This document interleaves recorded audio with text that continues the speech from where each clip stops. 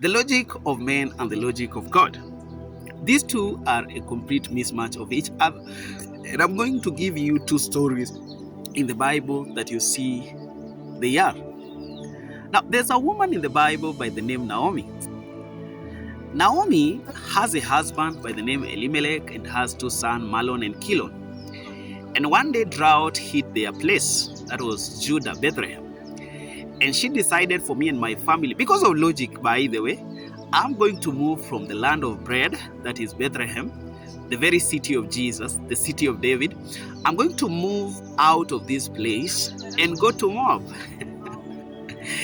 Because for her, she could not fathom in her logic how God would have provided for them while they were still in the very place. So she ran away, like many of us would do in the time of troubles. When she went there, we all know what happened. She lost the husband, she lost the two sons. And it is funny that none of these sons, even though they were married, had a son or a daughter. So when this happened, Naomi heard that God had remembered his people and that the drought had ended, and she decided to go back home and leave Moab. And the two daughter-in-laws follow her and were like, Mom, we are going to follow you. But she gives them a reality check, a logical reality check. She tells them, that was Oprah and Ruth, she tells them, I don't have sons to give you.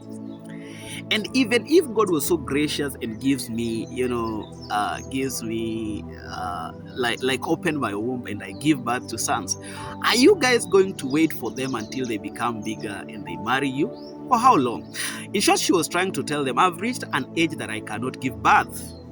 And I don't want you to come to the very place that I am because I'm not in a good state. I'm in a depressed state. That was what she was telling them. She had reached what we call menopause in today's world. And she's trying to, underscore this fact and this point that even if I give birth today to sons, today, pregnancy usually takes 9 months, but she's telling them a miracle happens, I give birth today because it's a God of impossibility. Even if I give birth today, and you decide to wait for these sons until they are of age to marry you, how long are you going to wait? In short, she was telling them, you're going to reach also menopause, and you're not going to be able to continue with your lineage. You're not going to give birth. And back then, the thing that made a woman happy is giving birth. Oprah listens to that logic and she was like, yeah, I think mother-in-law has a point, a legit point, and she decided to leave them and bid them goodbye and go. But Ruth never subscribed to the logic of men.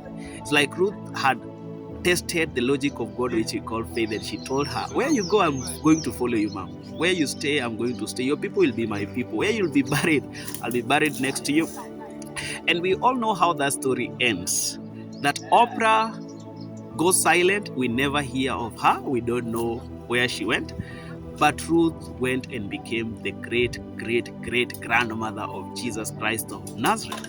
Because Ruth, for her, she refuted to subscribe to the logic of men. The logic of men are also in the book of Kings. There is a man, Elisha, telling the king, the king of Samaria, that was the capital of Israel. You guys, tomorrow we are going to have plenty. We are going to, that time people are eating each other's children. You can imagine two women decide, today we are eating your son, tomorrow we are going to eat my son. And you come and tell these people that tomorrow we are going to have plenty in this place. That was an impossibility, and we all know what the four lepers did.